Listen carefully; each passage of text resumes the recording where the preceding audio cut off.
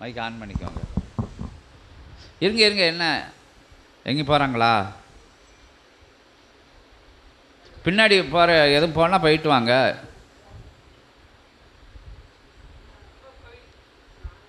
ஏதாவது ஆன் பண்ணி கொடு, ஆன் பண்ணி கொடு.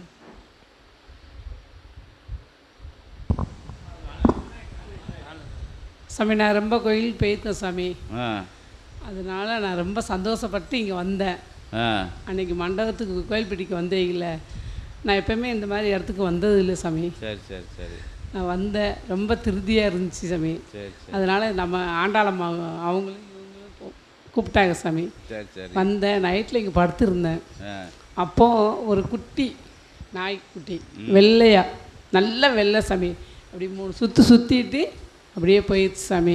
யார், முருகப்பெருமானையா? ஆமாம். அது ரொம்ப எனக்கு சந்தோஷமாக இருந்துச்சு சாமி. அப்போ 1:30 மணி இருக்கும். அப்போ எந்திச்சு பார்த்தேன், அந்த அம்மா உட்காந்து படுத்துக்கிருந்தாங்க என் பக்கத்தில். அதுக்கு முன்னாடிலாம் இல்லை சாமி. அவங்க எந்திச்சு உட்காரும்போது அவங்க இருந்தாங்க. எனக்கு என்ன கனவு அப்படின்னு நினச்சிட்டு ரொம்ப சந்தோஷமாக இருந்துச்சு. இங்கே வந்து ரொம்ப திருப்தியாக இருந்துச்சு சாமி. சரி சரி. அப்பப்போ முடியும், எப்பப்போ முடியுமோ அப்பப்போ வரேன் சாமி. வாங்க வாங்க. ரொம்ப நன்றி சாமி. சரி சரி.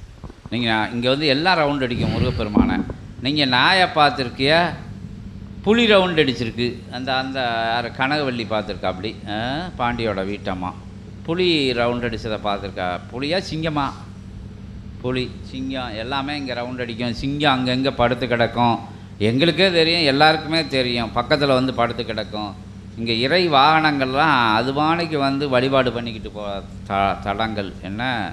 உள்ளெல்லாம் பார்த்தோன்னா திடீர்னு பார்த்தா அங்கே அன்னையோட வாகனம் படுத்து கிடக்கும்.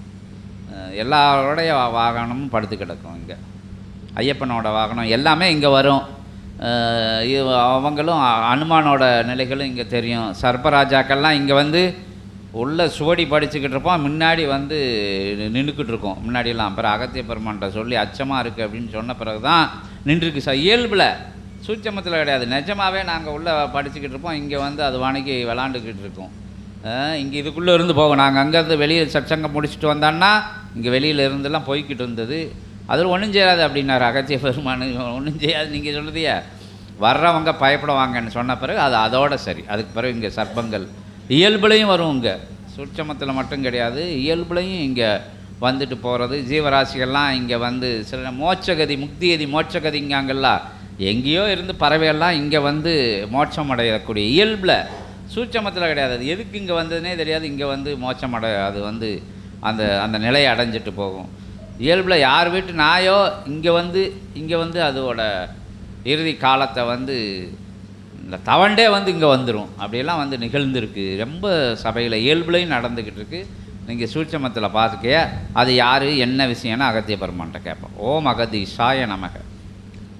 இறை மகாசபை அமைந்த தலமதில் இருக்கும் அற்புதமான பரிவார தெய்வங்கள், இத்தலத்தை சுற்றிலும் இருக்கும் பரிவார தெய்வங்கள் ஒவ்வொரு பூஜை வேளைகளிலும் தவிர மற்ற அத்துணை நாட்களிலும் ஒவ்வொரு நொடிப்பொழுதும் இறை பிரபஞ்ச சபையல்லவா. ஆகவே அத்துணை கணங்களும் சுற்றி வந்து ஆசி பெற்று செல்கின்ற அற்புதமான நிலை, அருட்காவல் பணிபுரியும் நிலையும் இணைந்து நடைபெறுகின்ற காட்சியைத்தான் நீ கண்டாய் என்று அகத்தியன் நல்லாசி வழங்கும். அற்புதமாய் கண்ட காட்சி அருள் திருவாயிலில் அமர்ந்திருக்கின்ற அற்புதமான வலதுடை ஐயனார் சாஸ்தாவினுடைய ஏற்றமிகு உயர்நிலை கொண்ட காவல் பணிபுரியும் திரு அரு ஆற்றல் கொண்ட கருப்பனுடைய அற்புதமான வாகனத்தை கண்டாய் என்று அகத்தியன் நல்லாசி வழங்குகின்றோம். உயர்நிலையாய் வந்து நின்று பைரவ ஆற்றலோடு இணைந்த அக்காட்சி என்பது உமக்கு கிடைத்த அற்புதமான காட்சி. நீர் கண்டாய், எழுந்திருந்த பொழுது அத்தகைய அம்மையார் இருந்தார் என்று. அம்மையாருடைய குலதெய்வ வாகனமும் அதுவே. ஆகவே ஒவ்வொருவருடைய குலதெய்வ வாகனங்களும் வந்து செல்கின்ற அற்புதமான காட்சி இங்கு இயல்பாகவும் சூட்சமமாகவும் நடந்தேறும் என்று அகத்தியன் நல்ல ஆசி வழங்குகின்றார்.